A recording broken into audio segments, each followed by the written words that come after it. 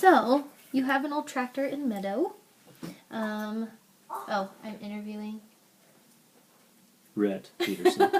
I think I'm the only one that's going to be listening to the recording. I just have to transcribe like verbatim what you say about it, I guess.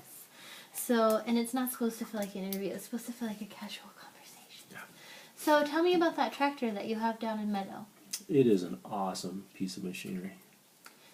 It is a John Deere Johnny Popper is what they call them.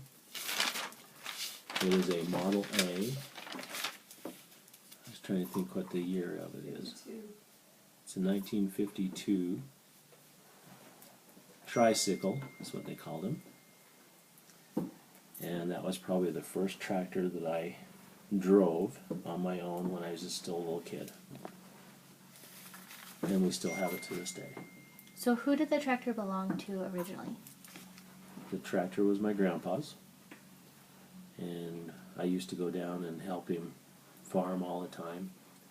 Go down and visit him during the summertime. And so when I got old enough, I was able to... Grandpa let me actually drive the tractor for once and got me playing on the farm that way, I guess. And what was your grandpa's name? His name was Stan Pearson. And how old were you when you started doing that? Do you remember how old you were the first time he let you drive it?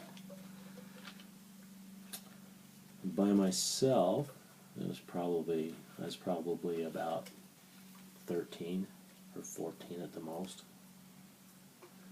And I was not strong enough to run all the controls, and we ended up with some issues with that. But I used to sit on Grandpa's lap, and that's how I used to drive it when I was really little. And that was when I was probably 6 or 7. And that's when I started down there, driving tractors. So, do you have an emotional connection to the tractor? I do. Yes, actually, because it's part of my childhood, why I kind of wanted to hang on to it. And that's why we still have it. And maybe that's why you're still interested in farming? I think so. It's my roots. That's where I came from.